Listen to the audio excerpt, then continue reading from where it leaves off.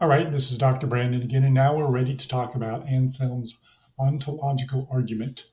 And this is from a larger work called the Proslogion, and I've used this translation by M.J. Charlesworth. And let's dive into this now. And let's talk about St. Anselm a little bit. He lived in the 11th century Common Era. He was the Archbishop of Canterbury, a very important medieval philosopher. And what we're looking at here is something called an ontological argument. That comes from the Greek roots ontos and logos. Ontos means thing or entity. Logos means um, account, explanation, reasoning, something like that. And so what we're getting here is an argument that starts with God, the entity or thing in question, right? And so we're going to start with God, and we're going to talk about that concept. And Anselm's going to try to prove that God exists just by thinking about the concept. And what we're going to do here is just start with the text. I'm just going to read some of these quotes and explain what's going on. Here's how it starts. Well then, Lord, you who give understanding to faith, grant me that I may understand, as much as you see fit, that you exist as we believe you to exist, and that you are what we believe you to be. Anselm clearly believes that God exists. He's not trying to confirm his belief so much as to show that reason is consistent with that belief, that reason and faith are consistent, right? That philosophy and religion can go together. That's what he's working on here. He's not trying to convert non-believers. His audience already believes that God exists. All right, so that's what he's doing here. He's working within reason to show that it's consistent with, right, faith, or that his philosophy that he's using is consistent with his religious tradition, in this case, Christianity. But again, Jewish philosophers, Islamic philosophers at the time in the medieval world, right, in the Mediterranean world, were doing the same thing.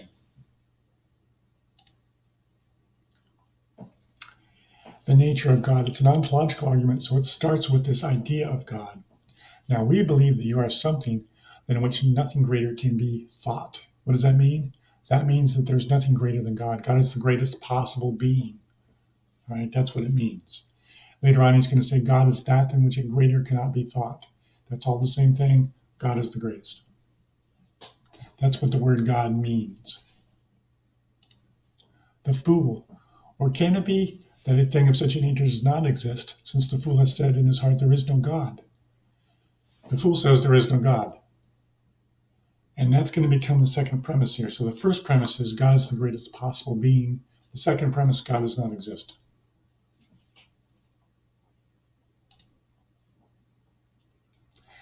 Existence in the mind versus existence in reality. But surely when the same fool hears what I am speaking about, namely, something in which nothing greater can be thought, he understands what he hears, and what he understands is in his mind, even if he does not understand that it actually exists. For it is one thing for an object to exist in the mind, and another thing to understand that an object actually exists. When the fool hears the word God, when anybody hears the word God, they understand what it means, the greatest possible being. So God exists in their mind, so to speak, but the fool's saying that's the only place God exists. It's just an idea. There's nothing in reality corresponding to that idea. That's what the fool is saying. Existence as a quality.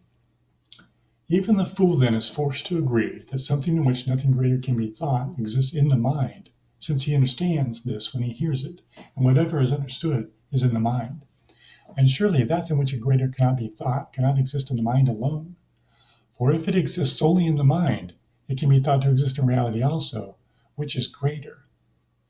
That last sentence is the key. What's he saying? He's saying if you think of something, and you think of it just as an idea, not existing in reality, you can then think of it also existing in reality.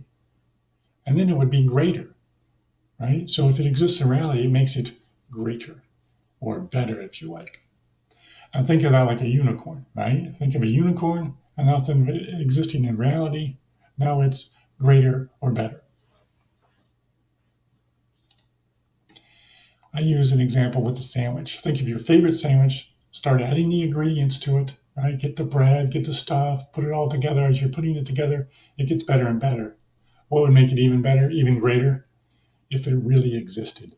So existence for Anselm is a quality that makes things greater. That's the real key here. And now we're ready for premise number 3. So, premise 1, God is the greatest possible being. 2, God does not exist, right? It exists in the mind, but not in reality. 3, existence makes things greater. Existence is a great-making quality. And now we're actually ready for the conclusion, right? This is what's called a reductio ad absurdum. This is an argument that's going to lead to a contradiction. And here comes the contradiction. If then, that than which a greater cannot be thought exists in the mind alone, this same that than which a greater cannot be thought is that than which a greater can be thought. What's Anselm saying?